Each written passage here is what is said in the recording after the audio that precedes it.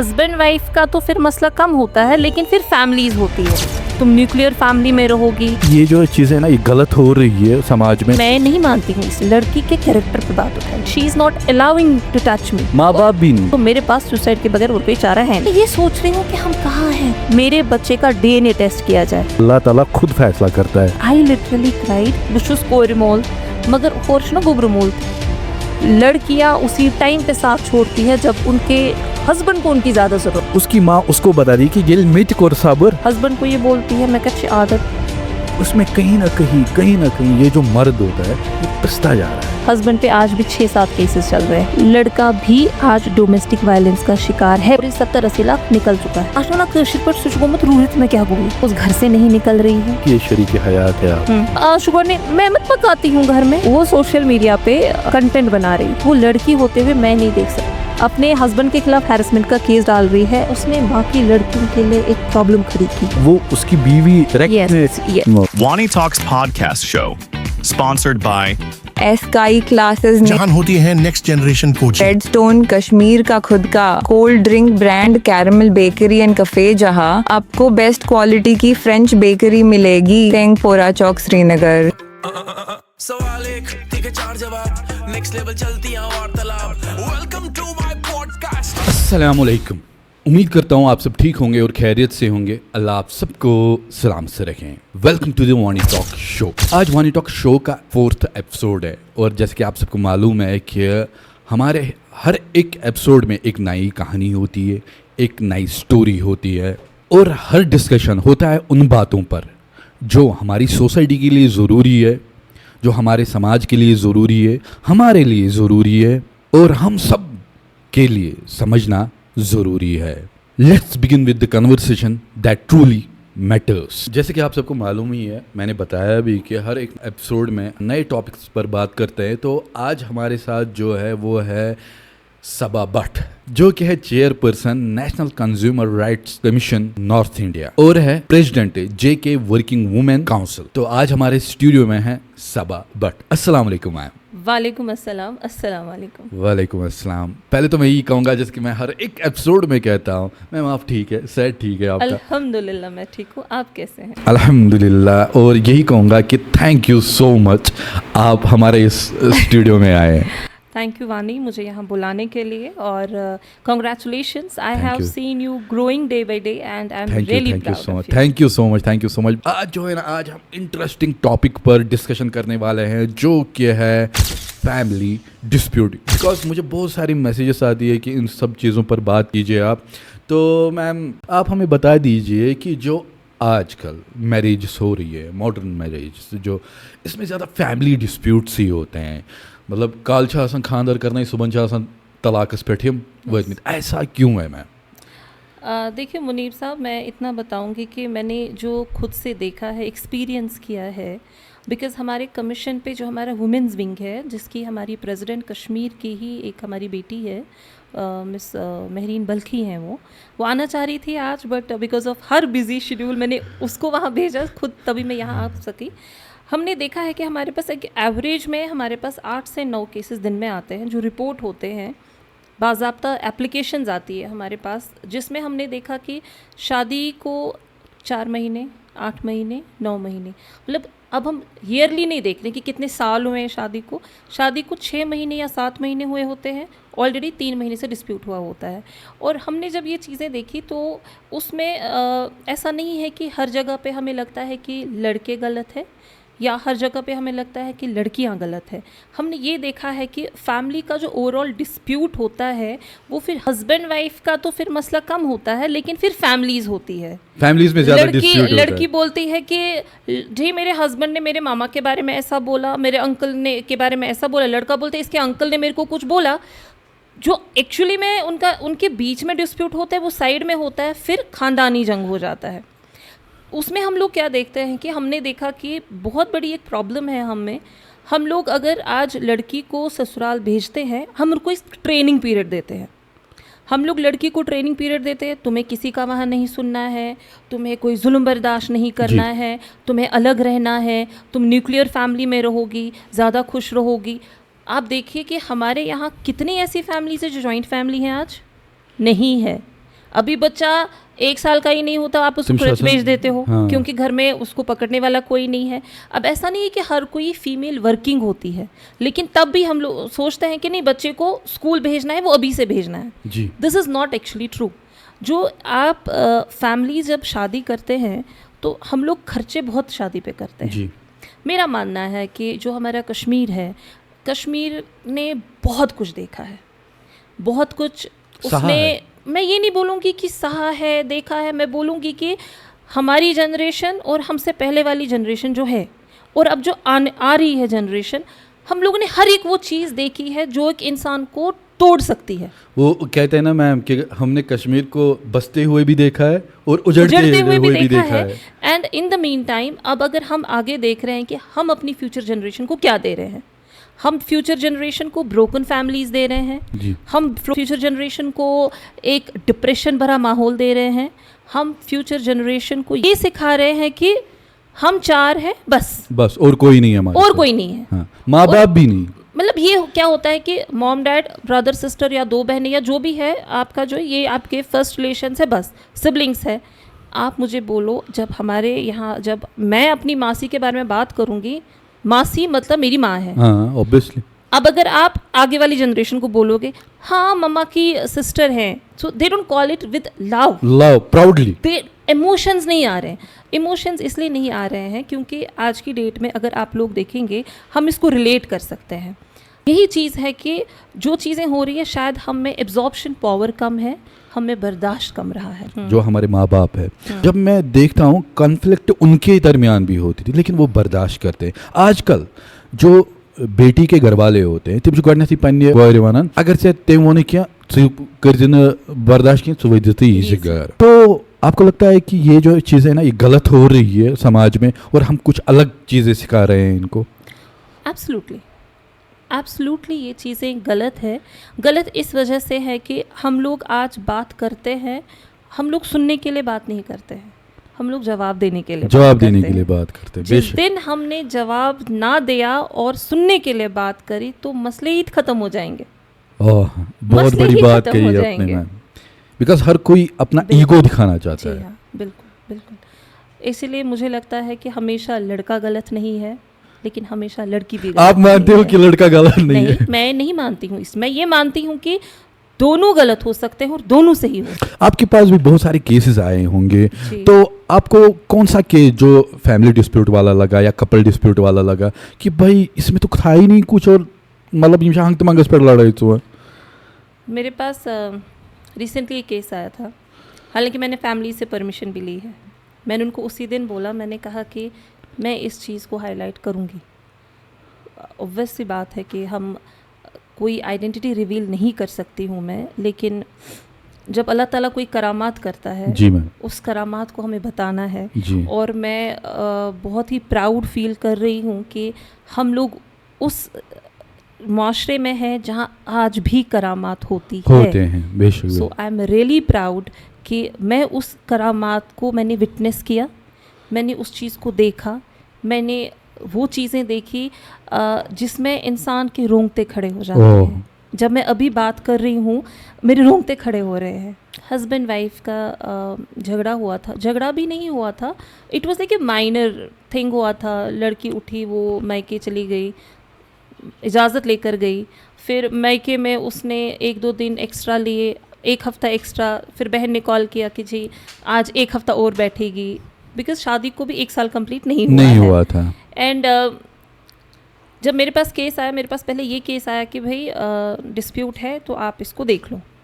मैंने कहा डिस्प्यूट क्या है? तो जब बातें हुई है, अब 1-2 महीना, दूसरा महीना चल रहा था लड़की को मायके में, तो लड़की वालों ने हमें अप्रोच किया कि हम लोग जी पिछले 1 हफ़्ते पहले गए थे, अभी 10 दिन हो गए तब से, बिफोर 10 डेज़। बोला कि हम लोग वहाँ गए थे, हम लोग इस बेटी के इन-लॉज़ के यहाँ गए थे, तो बात चल रही थी कि लड़की अपनी चीज़ें बता रही है। वहाँ से हम लोग गिले शिकवे दूर करने गए थे ताकि वापस से ये लोग रिकन्सिलिएशन हो जाए। तो हुआ क्या है कि लड़के का दोस्त वो भी वहाँ पे था। अच्छा। और उस दोस्त ने लड़की के कैरेक्टर पे बात उठाई, लड़की के कैरेक्टर, उसने लड़की के कैरेक्टर पे उंगली उठाई कि भाई मेरा दोस्त आपको नहीं बोल पा रहा है, ये चीज़ है।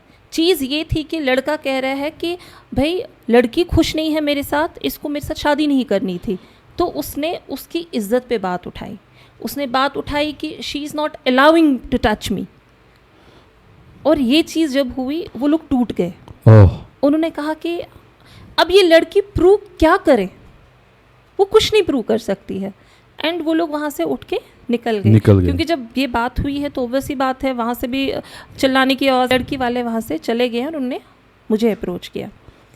मेरे पास जब एप्लीकेशन आया तो हम लोगों का एक सी चीज़ जो हमारा प्रोसेस है वो ये है कि अगर कोई भी हमें एप्लीकेशन करता है, हम अपोजिट पार्टी से पहले कंफर्म करते हैं कि क्या चीज़ है।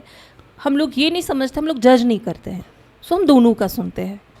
तो I personally called on that number, जो उन्होंने हमें नंबर्स प्रोवाइड किए थे। तो जब मैंने लड़की के सिस्टर इन लॉ के हस्बैंड से बात करी तो ही वॉज लाइक कि मैडम ये उनका पर्सनल मसला। He was very much positive and he said कि आपको मुझे कुछ पूछना है पूछ सकते हैं, बट पर्सनल लाइफ है, मैं उस बारे में कुछ बोल नहीं सकता। मैंने कहा ठीक है। मैंने लड़के से बात की। अब शायद यहाँ पे अभी कुछ लोगों को नहीं है अवेयरनेस की, कमिशन है, कुछ है, तो उसको लगा था, जो उसने मुझे बाद में बोला मुझे लगा था कि कोई ऐसे कॉल कर रहा है, मतलब ये तो परचेस मोहल्ला कम्युनिटी एटसेट्रा श्रीमंत। उसने क्या किया, उसने सेम चीज़ मुझे भी फ़ोन पे बताई एंड आई वाज शॉक्ड। मैंने उनको कहा, मैंने कहा ठीक है, हम अभी इन्वेस्टिगेट ही कर रहे हैं, तो बाकी हम लोग क्या करते हैं, एप्लीकेशन आने के बाद हम कंसर्न पुलिस स्टेशन को पहले ही रिपोर्ट डाल देते कि ये केस हमारे पास आया है। अब इस केस में लड़की ने हमें एप्लीकेशन में ये लिखा था कि अगर आप इन्वॉल्व नहीं होते हैं तो मेरे पास सुसाइड के बगैर और कोई चारा है नहीं। एंड आई वाज बाउंड कि मुझे 24 आवर्स में इस केस को मुझे एड्रेस करना ही करना था। ये केस मेरे पास 9 तारीख को आता है, मैं 10 तारीख को इनकी इन लॉ से बात करती हूँ। लड़की ने 10 तारीख को रोज़ा रखा था, जिसकी वजह से वो घर पे चक्कर आ गया, उसको डॉक्टर के पास ले गए। डॉक्टर ने 11 तारीख को, लड़की का मुझे 11:30 बजे मैसेज आ रहा है, मैं आपको फ़ोन अभी दिखाती हूँ, मेरे फ़ोन में मैसेज है, आई विल शो यू। उसने मुझे मैसेज किया, मैडम मेरा प्रेगनेंसी टेस्ट पॉजिटिव आया है, मैं 1.5 महीना प्रेग्नेंट हूँ। मैं आपसे बात कर रही हूँ, यू कैन सी, मुझे खुद आ रहे हैं गूज़बम्स। और मैं ये सोच रही हूँ कि हम कहाँ हैं। एंड उसके बाद विदिन 5 मिनट्स वो लड़की मेरे को एप्लीकेशन दे रही है, मैडम नाउ कल वाला एप्लीकेशन साइड में रखो, I need my dignity back, मेरे बच्चे का DNA टेस्ट किया जाए। This is what the girl is asking me now, for DNA test. Yes, मैं ये सोच रही हूँ कि या अल्लाह, इस लड़की का मैं कल से सोच रही हूँ थी कि क्या हुआ है। And we were just discussing, हमारी पूरी टीम इस पे बैठी। हमारी मीर बशारत हमारे जनरल सेक्रेटरी है, नेशनल जनरल सेक्रेटरी है कमीशन के। एंड ही वाज लाइक, मैं उसको बोला भाई कुछ बता, कैसे, बोला नहीं दी, बैठना पड़ेगा हमें।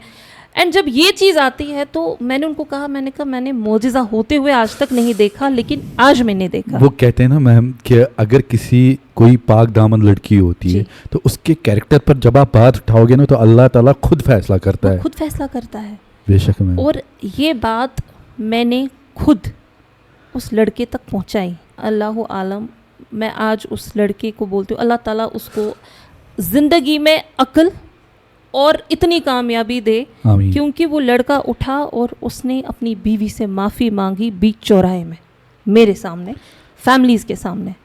बोला कि मैंने गुस्से में बोला, मुझे खुद नहीं पता मैंने क्या बोला। ड्रीम क्या हो जाता है कि हस्बैंड वाइफ के जो कमरे की बातें हैं, हम लोग वो आज माशरे में रखते हैं।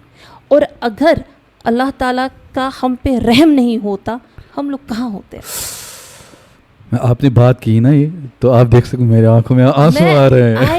आई लिटरली क्राइड कि हमारी तरबियत को क्या हो गया है, हम कहाँ जा रहे हैं, हम कहाँ की ओर जा रहे हैं। ठीक है, हम लोग मॉडर्नाइजेशन हो रहे हैं, ख्यालात मॉडर्न हो रहे हैं, हम लोग डेवलपमेंट की ओर जा रहे हैं, हम लोग डिजिटलाइजेशन में जा रहे हैं, हम लोग जा रहे हैं, बट क्या हम अपने कल्चर को छोड़ रहे हैं और हम लोग अपनी बहू बेटियों पे सवाल उठाने लगे हैं। जब मैं उस फैमिली के पास गई, दोनों फैमिलीज़ ने, मतलब वो मेरा भाई है, ये मेरी बहन है जी मैम, मैं सामने बोलूँगी, मेरे लिए कोई रिश्तेदार नहीं है, लेकिन आज की डेट में लड़की के मेरे को फ़ोन कम आते हैं, लड़के के ज़्यादा आते हैं। दी ऐसे दी। मैंने कहा भाई हम लोग क्या है, जो ये तीसरा बंदा बीच में होता है, इसका बहुत ही इम्पोर्टेंट रोल होता है। यहाँ पे मैं मेरे जो मोहल्ले की कमिटीज़ होती है मैं उनसे रिक्वेस्ट करती हूँ कि जब भी ऐसा कोई केस आए हम उसको बहुत ही कम टाइम देते हैं। हम ये सोचते हैं कि संडे को रखो, 15 दिन बाद रखो, लेकिन हम ये चीज़ नहीं समझते हैं कि ये एक एक मिनट, एक एक घंटा उन फैमिलीज़ के लिए क्या है। और जितना हम उसको कश्मीरी में बोलते हैं ना, यूता ज़्यूट तुता क्रूट क्रूट अछुतीगा था। हम लोग शादी जब करते हैं ना, जी। हमें ये नहीं सोचना है कि हम बहू ला रहे हैं, हमें सोचना है कि हम बेटी ला रहे हैं, लेकिन एट द सेम टाइम बेटी वालों को सोचना है कि बेटा आ रहा बेटा है। आ रहा है। हम लोगों ने हमेशा किया एज दिस कोर बुशुस कोर मोल, मगर होर ना गोबर मोल थे सुकोद गए, होर ना लड़के थे सुकोद गए। आज की डेट में हम लोग मानते हैं कि हमारे कश्मीर, हम बहुत पीछे हैं, हमारे कश्मीर में जॉब्स की कमी है, हमारा अनएम्प्लॉयमेंट रेट ज़्यादा है। तो इसमें आप मुझे बोलो कैसे बैलेंस होगा? जी मैम। जब आप कंपेयर करेंगे कि मेरी बेटी ने तो जी MA किया है, अब आपने लड़का भी PhD देखा, लेकिन अब आप देखोगे कि लड़के की इनकम कितनी है, उसका घर कैसा है, उसके बाद आप बेटी दोगे और बेटी को आप बोलोगे तू कुछ नहीं करेगी, इसको तुम्हें पालना है। ठीक है, ये सही है, गलत नहीं है, गलत नहीं है। लेकिन हस्बैंड वाइफ एक गाड़ी के पहिए है। हम कहते हैं ना गाड़ी के टायर में हवा कम हो तो दूसरा imbalance हो बैलेंस जाता है। करता है ना। जी मैम। हम लोग बैलेंस नहीं करते हैं। जी मैम। हम लोग क्या करते हैं, हम लोगों ने मैक्सिमम देखा है, मैं ये नहीं बोलूँगी हर कोई, मैक्सिमम देखा है कि लड़कियां उसी टाइम पे साथ छोड़ती है जब उनके हस्बैंड को उनकी ज़्यादा ज़रूरत होती है, और फिर वही फैमिलीज उसको ताने देती है, चश्तन खज में जनान नखन चखर छन सर नखन चे नीचे सोरी कारून। अब वो लड़का कहाँ जाए? जी मैम। पहले मैम शादी होती थी, वो करते थे काम, कोई मसला होता था, माँ बाप पहले ही बोलते थे यल्स साबर करेक्ट टेले बनक्स अथ गरस आख मेंबर आख, क्योंकि उसकी माँ उसको बता रही कि ये मेट कोर साबर तेले बनेज भी याद गरस राज कराने राज कराने मगर मेशु सबर कोर। देखिए, दो चीज़ें हैं, मैं ये नहीं बोलूँगी कि हमेशा लड़की गलत है। अशी वनान के लड़की को घर करना है, इन द मीन टाइम जो लड़का है, लड़की घर छोड़ के आती है, एक्सेप्टेड। जो ये लड़का है इसको अब 2 फैमिलीज़ का सोचना है। वो मैं पूछने वाला था। नहीं, आप मैं सोच रहा हूँ ये एक कश्मीर में पहला पॉडकास्ट ऐसा हो रहा है जिस पे हम ये बातें कर रहे हैं, मतलब नहीं हुई है। मैं आपको जो भी बात कर रही हूँ, this is not scripted actually, no this is reality of our society. हम सोसाइटी की बात कर रहे हैं। हम जब सोसाइटी की बात कर रहे हैं, हमें ये सोचना है कि जो लड़की अपने घर होती है, अगर उसके माँ बाप 500 का सूट लाएंगे या 1000 रुपये का सूट लाएंगे, शी इज़ हैप्पी। 1 लाएंगे या 2 लाएंगे, तीसरे के लिए वो जिद करेंगे, नहीं मानेंगे तो शी इज़ हैप्पी। जी। अब यही लड़की जब ससुराल आती है, हस्बैंड को मांगती है, हस्बैंड को ये बोलती है मैं अच्छी आदत बस ना 2 सासन मिशन 3 सासन बोन गसने में सूटे आसूँ। ठीक है, वो कर रहा ये भी लड़की बोलती है कि बस इनके बांध छाल नहीं, ये क्या छाल है वो है। देखो, जब एक लड़की दूसरे घर जाती है, ये तम पन्ने घर छुना हिचमुत आसान वर्विश पे सॉरी कुछ नए से सीखना है, वो चेंज क्योंकि करना है। हर एक घर में अपने अपने रूल्स रेगुलेशंस, तौर तरीके, उठने बैठने के डिफरेंट होते हैं। यहाँ तक कि नमक कम ज्यादा है ये भी अलग तरीका होता है ना, ये डिफरेंट होता है। अगर आप लड़की को अब ये इस चीज का मौका ही नहीं दोगे, सेम थिंग में आपको लड़के को भी मौका देना है। आप एकदम से लड़के की रिस्पॉन्सिबिलिटी इतनी बढ़ा रहे हो, आप उसको एक्सपेक्टेशंस बहुत कर रहे हैं, और इन एक्सपेक्टेशंस में उसको माँ बाप का, बहन का, अपने रिश्तेदारों का, बीवी का, बीवी के घर वालों का, बीवी के बहन भाइयों का, ये सारा उस लड़के को, यानी कि उसको 2 फैमिलीज़ को टैकल करना है। उसको ये भी देखना है कि माँ नाराज़ नहीं होनी चाहिए, उसको ये भी देखना है कि बीवी नाराज नहीं होनी चाहिए, ससुर नाराज नहीं होनी चाहिए। उसके बाद उसको ये भी देखना है कि बीवी की कोई बहन है वो मुझे नाराज नहीं होनी चाहिए, उसका और वो husband मुझे जज नहीं करना चाहिए। सो अगर हम देखें कि लड़का भी आज डोमेस्टिक वायलेंस का शिकार है, जी मैम, और लड़की भी डोमेस्टिक वायलेंस का शिकार है, बट फैमिलीज भी एक दूसरे का डोमेस्टिक वायलेंस बहुत करती है, इमोशनल वायलेंस होता है। मैम आपने डोमेस्टिक वायलेंस की बात जी, की, आपको लगता है कि एज कम्पेयर टू वुमेन मर्द के साथ ज़्यादा डोमेस्टिक वायलेंस होता है, लेकिन उस पर कोई बात ही नहीं करता है। I have an example. Because maximum अगर आप देखोगे सोशल मीडिया पर सभी जो है ना वो वुमेन के रिलेटेड बात कर, लेकिन मर्द के रिलेटेड कोई बात ही नहीं कर रहा है। उसमें कहीं ना कहीं ये जो मर्द होता है ये पिसता जा रहा है, मतलब लेकिन ये बताता नहीं है किसी को कि मशीयत वर्ट है, क्योंकि वो बोलते हैं ना कि मर्द को पहले ही बोला जाता है कि वादुनियत आपको स्ट्रांग रहना है, भले ही कितनी भी सिचुएशन वर्स्ट हो जाए, कुछ भी हो जाए। मैं अगर फिर से बोलूँ कि मैं इस पे भी एग्जाम्पल दूंगी तो आप मुझे बोलोगे दी आप हर एक चीज़ पे मेरे को सिर्फ एग्जाम्पल कहानी सुना रहे हो, लेकिन अगर मैंने कहानियाँ भी नहीं सुनाई जो सच है, जो हमारे माशरे में है, वी हैव एन एग्जाम्पल है। मैं district I can not reveal the identities, मैं कुछ रिवील नहीं कर सकती हूँ, बट हाँ मैं किस्सा रिवील कर सकती हूँ, जिसमें 2012 में डिवोर्स हुआ है हस्बैंड वाइफ का। तब लड़कियां जो थी वो छोटी थी और उस टाइम पे बेटियां ऑब्वियस सी बात है माँ के पास रहेंगी। 2012 से लेकर अभी तक हस्बैंड पे आज भी 6-7 केसेस चल रहे हैं। डाइवोर्स हुआ है? डाइवोर्स हो चुका है। केस ये है कि हम लोगों ने क्या करा है कि उसमें उस केस में ये वेरी केस टू केस होता है। उस केस में जो लड़की थी उसने अपने हस्बैंड के अकाउंट से 70-80 लाख रुपए उसके, मतलब उसको पता भी नहीं था कि, क्योंकि हस्बैंड ने बिजनेस अपने बीवी के नाम का रखा था, तो उसके नाम पे भी अकाउंट, ट्रांसपेरेंसी इतनी थी कि अपने नाम का भी अकाउंट, उसके नाम का भी अकाउंट रखा था। तो ट्रांजैक्शंस जो हुई है 70-80 लाख रुपीज़ वो उसने अपनी बीवी के अकाउंट में डाला था। और एक दिन उसने चेक्स इशू की and he got a call from the bank कि आपका तो ज़ीरो बैलेंस है, आपने चेक इशू किया है। एंड ताशना कशिर पर सुशगोमत रूहित में क्या हुई, वो बैंक गया है। ओके तो बैंक में पता चलता है कि ऑन एंड ऑफ उसके अकाउंट से पैसा निकला है 10 लाख, 5 लाख, 2 लाख, 3 लाख, और ये 70-80 लाख निकल चुका है। There is nothing left behind. Husband ने बीवी से पूछा, उसके बाद बीवी के 3-4 एपिसोड्स जो है जिसमें वो एक केस बड़ा हाईलाइट हुआ था, एक रैकेट भी पकड़ा गया था। अच्छा, सो ये सारी चीज़ें हैं। अच्छा, वो उसकी बीवी रैकेट में? यस। तो डिवोर्स हुआ जी, लेकिन उसके बावजूद उसने एक विक्टिम कार्ड प्ले किया। उसने अपने हस्बैंड के जो उसका जो देवर है, बड़ा देवर है, वो उसको छोटी बहन मानता था। बोला कि मुझे कुछ टाइम के लिए रहने के लिए जगह दे दो। तो उसने, उनका एक और डिस्ट्रिक्ट में घर ऐसे ही था, इन्वेस्टमेंट, बोला आप रहो।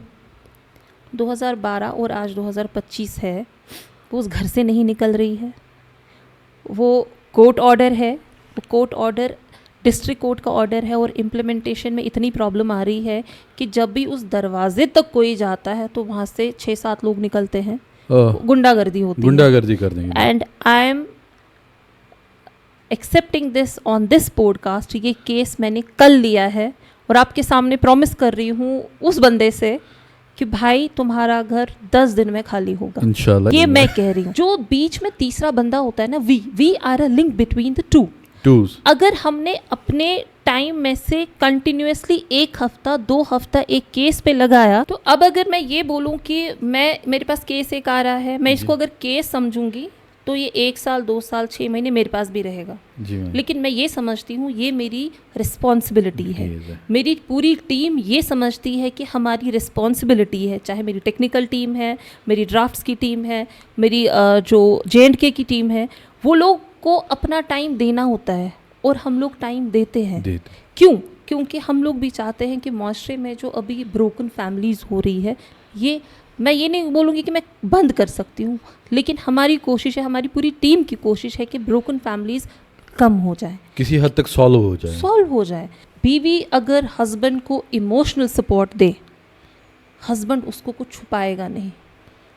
अपनी बेटी को घर करने के लिए टाइम दो, उसके पीछे एक सर्विलेंस उसी टाइम मत लगाओ, उसको टाइम दो कि वो समझे घर को। और जो माँ है उसको अपनी बेटी को बताना है तमें छ हेचने विच सोच ये कारण ये पर्च पाकन आज शुगर ने मैं मत पकाती हूँ घर में। आज की डेट में अगर तुम मेरे घर आओगे, मैं ये नहीं बोलूँगी मैं सुबह से शाम तक, क्योंकि मेरे को टाइम है तो घर पे होती भी नहीं हूँ, बट मैं शाम को जाऊँगी, my mother makes it sure कि शाम के बर्तन मैं दूँ। वी डोंट हायर मेड, मैं खुद बर्तन धोता हूँ मैं, है ना। See proud of you, I am proud of you. आज धोते हो, कल जब बीवी आएगी तब भी धोना। तब भी दूंगा। ये चीज़ें कितनी अच्छी हैं ना, ये बैलेंस करता है। जैसे ट्रांसपेरेंसी की बात की आपने, एक चीज़ ये भी है जो रिलेशनशिप को ख़राब कर देती है कि हम जो है ना अपनी प्राइवेसी मांगते हैं। बीवी बोलती है कि मैं बस प्राइवेसी हासिल, हस्बैंड से भी, जिसको दीन ने कहा है कि ये शरीक हयात है आपकी, और हस्बैंड बोलता है मुझे बीवी से प्राइवेसी चाहिए। आपको लगता है कि ये कहीं ना कहीं डाइवोर्स केस जो बढ़ रहे हैं वो क्या बात इसका कर भी रहे हो? नतीजा? लड़के ने हमारे पास केस दिया था, और केस ये था कि लड़की अपने फ़ोन का पासवर्ड नहीं दे रही है, ओके। और उस बात पे कंटिन्यूअसली उनके घर में झगड़े होते थे, कंटिन्यूअसली झगड़े होते थे। अब अगर हम प्रिवेसी की बात करें अकॉर्डिंग टू साइबर लॉ और अकॉर्डिंग टू लॉ, हाँ, हर एक इंडिविजुअल की अपनी एक प्रिवेसी होती है, आप उस प्रिवेसी को ब्रीच नहीं कर सकते हो। प्रिवेसी होती है कि आप मेरी इजाज़त के बगैर मेरा फ़ोन नहीं देख सकते हैं। बट अगर हस्बैंड को फ़ोन चेक भी करना है या बीवी को फ़ोन चेक करना है, आप बोल दो ना मेरे को पासवर्ड दे दो, गुस्से में नहीं। अब यहाँ पे पता है क्या, यहाँ पे आपको ट्रिकी चलना है। जो लड़कियाँ होती हैं मैक्सिमम, आप उसको गुस्से में बोलो ज़रा फ़ोन दे दो मुझे, तुम्हारा फ़ोन चेक करना है, तो ये फ़ोन दी और वो उसको ईगो हर्ट होता है, वो आपको गुस्से में बोलेगी गाज़ मैंने की। अब आप बीवी को यही बात बोला, सच अगर इसका पासवर्ड दे मुझे फ़ोन देखना था, तो क्या चकासाना सोशल मीडिया पर करा, फिर आप देखना वो देगी कि नहीं। साउथ कश्मीर से एक केस मेरे पास आया है जिसमें जो लड़की है वो सोशल मीडिया पे कंटेंट बना रही है, मैंने आपको वो दिखाया था। हाँ। कंटेंट में क्या है कि कंटेंट बहुत वल्गर है और बहू बना रही है। उसको कंटेंट नहीं कहते जो वल्गर हो उसको कंटेंट नहीं कहते। देखो मेरे पास अगर कोई बोलेगा कि सोशल मीडिया यूज़ करी तो मुझे लगा कि कंटेंट ही होगा, वीडियो मतलब ठीक है, वो वीडियो बनाती उसने है, बनाया रील्स है। बनाती है। अब जब मैंने वो वीडियो देखा तो उसके हस्बैंड ने जब देखा उसने उसको बोला है कि ये वीडियोस मत बनाओ। अब मैं इसको भी आपको बताऊंगी कि प्राइवेसी क्या होती है। तो वो पहले उसको बता रहा था वो फ़ोन का पासवर्ड ही क्या ज़रूरत है, क्योंकि वो कंटेंट वो जो उसने वीडियो बनाए थे वो तो उसने सोशल मीडिया पे डाले थे और अकाउंट ओपन है। तो वो जो वीडियो था वो लड़की होते हुए मैं नहीं देख सकी। अब उसके हस्बैंड के दोस्तों ने भी देखा, घर वालों ने भी देखा, रिलेटिव्स ने भी देखा, तो उसने बीवी को बोला फ़ोन दो। अब इस बात पे बहस हो गई। उसने उसको कहा भाई तुम ये वीडियोस बना रही हो, बंद करो। पहले क्या था वो अलग बात, वो अलग बात। अब शादी हो गई है, so close this. Next day हमारी ये जो लड़की है ये पुलिस स्टेशन जाती है और अपने फादर इन लॉ के खिलाफ हैरेसमेंट का केस डाल देती है। अपने हस्बैंड के खिलाफ हैरेसमेंट का केस डाल रही है, लेकिन फादर इन लॉ पे ज़्यादा ही हो रहा है। फादर इन लॉ पे 2-4 सेक्शंस तो और ही लगाए कि पुलिस को उसके फादर इन लॉ को अरेस्ट करना पड़ा। फिर जब केस हमारे पास आया तो हमने इंटरवीन किया जी। इंटरवीन करने में हमें जब पुलिस को हमने इनका वर्जन बताया तो पुलिस वाले मुझे बोल रहे हैं मैडम ये क्या है, हम लोग कहाँ हैं, बट लॉ है, लड़की के लिए लॉ है, इसको तो करना है क्योंकि लड़की ने बयान दिया है। अब वो अपनी जगह इन्वेस्टिगेट कर रहे हैं, हम अपनी जगह इन्वेस्टिगेट कर रहे हैं, और at the end of the day उसका फादर इन लॉ बेचारा वो बेकसूर निकला, उसको पुलिस ने छोड़ दिया। लेकिन यहाँ पे क्या हुआ, यहाँ पे प्राइवेसी का जो लॉ है वो उसने गलत इस्तेमाल किया। उसका जो विक्टिम कार्ड उसने प्ले किया उसने बाकी लड़कियों के लिए एक प्रॉब्लम खड़ी की। क्योंकि आजकल अगर आप देखोगे, अगर कोई लड़की बोलती थी ना मोहल्ले में किसी को कि मेशु फसाद है, वो बोलते बोलते भी बेचारी वो शर्म से सर नीचे रखती थी। घरी केस वना नोश बालून गुमच गसना लागिन पाई कैसे। लेकिन आज हम क्या कर रहे हैं, आज हम डंडूरा भी पीट रहे हैं, आज हम सोशल मीडिया भी यूज़ कर रहे हैं, आज हम सोशल मीडिया पे अपनी बीवी के बारे में गलत बोल रहे हैं। ये हम भूल गए हैं कि वो बीवी तो कल तक मेरे घर पे थी ना भाई। अगर ये बीवी तब गलत थी, तुम्हारी ये आवाज़ तब कहाँ गई थी जी। आज की डेट में ऐसे लोग जो अपने ओहदे को, अपने इन्फ्लुएंस को, अपनी जितनी भी उनकी जान पहचान है, उनको मेरा वार्निंग है, चाहे वो लड़का हो या लड़की हो, आप लोग ये भूल जाओ कि आप लोग विक्टिम कार्ड प्ले करोगे और दूसरे की इज्जत को तार तार करोगे सोशल मीडिया पे, आप बचोगे, आप नहीं बच सकते हो। There is law. जो चीज़ आपने किसी के बारे में बोली है, अगर आप उसको प्रूव नहीं कर सकते हो, आप पे उल्टा केस होगा, आपको समाज में ब्लैक लिस्ट होंगे आप लोग, और आपको सज़ा भी होगी। ऐसे केसेस भी हमारे पास है। हमारे मोहल्ले में जुम्मा में खुतबा होता है, हर एक मस्जिद में बताया जाता है हुकूक, जी मैम। लेकिन मस्जिद से बाहर घरों में कितना बताया जाता है? कुछ नहीं। अगर 1%। हम लोग कॉन्सर्ट्स करते हैं, हम लोग ड्राइंग कॉम्पिटिशन्स करते हैं, हम लोग अवेयरनेस कैंप्स करते हैं, हम लोग कितने अवेयरनेस कैंप करते हैं इस चीज़ को लेके? बहुत कम, बहुत मतलब ना के ज़रूरत बराबर। है, ये मैं कह रही हूँ ज़रूरत है। क्या हम मोहल्ले में लड़कियाँ हफ्ते में 10 दिन में 15 दिन में एक ऐसी महफिल नहीं कर सकते हैं? जी क्यों नहीं कर सकते। इस चीज़ को आम कीजिए। जितना हम दीन से दूर हो जाएंगे उतना माशरे में प्रॉब्लम ज़्यादा होंगी, उतना दिन ब दिन हम लोग देखेंगे कि हमारी ही फ्यूचर जनरेशन हमारे सामने तबाह हो जाएगी, हमें पता भी नहीं होगा। आज की जो जनरेशन है उसका डिप्रेशन में जाना मैक्सिमम कसूर हमारे पेरेंट्स का होता है। पेरेंट्स का है, बेशक। हम बोलते हैं यंग जनरेशन ख़राब है, मैं कह रही हूँ यंग जनरेशन ख़राब नहीं है। वो सही है कि आप किस दिशा में यंग उनको ले जाओगे। जनरेशन वो करेगी जो आप उसको दे रहे हो। रहे हो। आप उसको कौन सा माहौल दे रहे हो? जब आप घर में बैठे हो, माँ अपने मदर इन लॉ के बारे में बकवास करेगी उसी के सामने, तो बच्चा क्या सोचेगा? दादी अच्छी नहीं दादी है। अच्छी नहीं है। हाँ, मुझे लगता है कि ये पॉडकास्ट बहुत ही ज़्यादा लंबा हुआ, लेकिन लंबा इसलिए हुआ बिकॉज पॉडकास्ट बहुत ही ज़्यादा इंटरेस्टिंग था। आपको नहीं लगता है मैम? मेरे को लगता है कि शायद हमने एक इनिशिएटिव आज लिया है, सोसाइटी की ऐसी प्रॉब्लम्स को हमने एड्रेस किया है आपके ज़रिए, तुम्हारे ज़रिए। आज माशरे का वो हिस्सा हमारे सामने आया है जिसको संभालना बहुत ज़रूरी है। And I thank you, ma'am I thank you to start this podcast and to start these thanks. initiatives which we need in our society right now. चलो thank you so much ma'am, आप हमारे इस podcast में आए और मैं bless feel कर रहा हूँ कि मैम हमारे स्टूडियो में, वन अरे टॉक नहीं। स्टूडियो में आए और ख़ासकर हमारे पॉडकास्ट में आए, so much. हमारे पॉडकास्ट का हिस्सा बने।